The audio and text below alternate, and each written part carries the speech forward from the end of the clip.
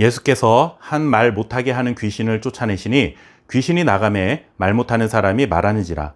무리들이 놀랍게 여겼으나 그 중에 더러는 말하기를 그가 귀신의 왕 바알세불을 힘입어 귀신을 쫓아낸다 하고, 또 더러는 예수를 시험하여 하늘로부터 오는 표적을 구하니 예수께서 그들의 생각을 아시고 이르시되 스스로 분쟁하는 나라마다 황폐하여지며 스스로 분쟁하는 집은 무너지느니라.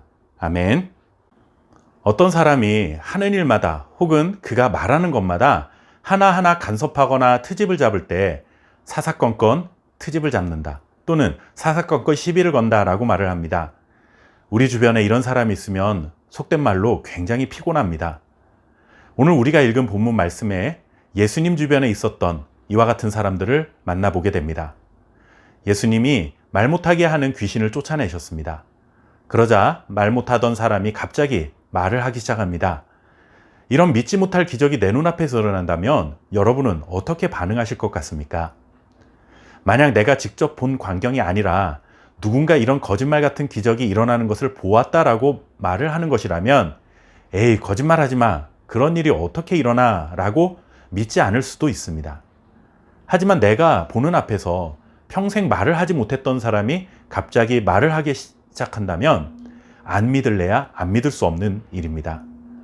그런데 예수님께서 놀라운 기적을 행하시자 주변에 있던 어떤 사람들이 이렇게 수군거립니다.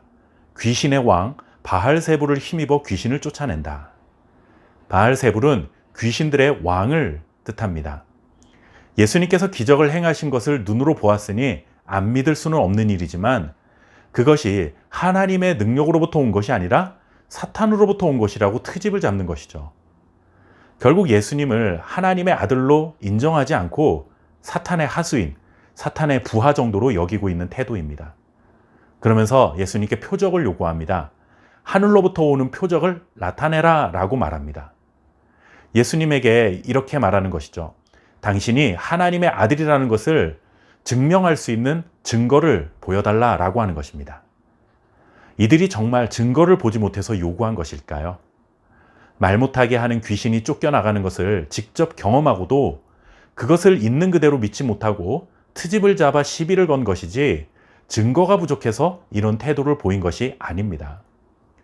그런데 자신들의 태도에 문제가 있다는 것은 조금도 인정하지 않은 채 매사에 예수님께 시비를 걸고 있는 것입니다. 지금도 믿음이 없는 세상 사람들은 이와 비슷한 태도로 살아갑니다. 과학적인 증거를 내보라 하고 말합니다. 상식적으로 말이 되냐라고 따집니다. 그런데 하나님을 통해 일어나는 기적 같은 일들에 대해서는 그저 우연이다, 행운이다 라고 말하면서 그보다 더 말도 안 되는 무속에는 심취하고 있지 않습니까? 지금도 무슨 일이 있으면 돼지머리를 갖다 놓고 그 앞에서 절을 하고, 현관문 위에 부적을 써 붙여놓고, 이사할 때면 손 있는 날, 손 없는 날 따지기도 합니다. 그러면서 하나님의 말씀은 믿지 못하겠다라고 하는 것이죠. 얼마나 이율배반적인 모습입니까?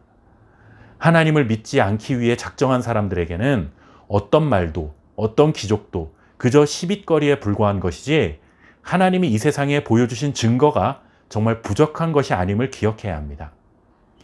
주님은 그렇게 반응하는 자들에게 말씀하십니다.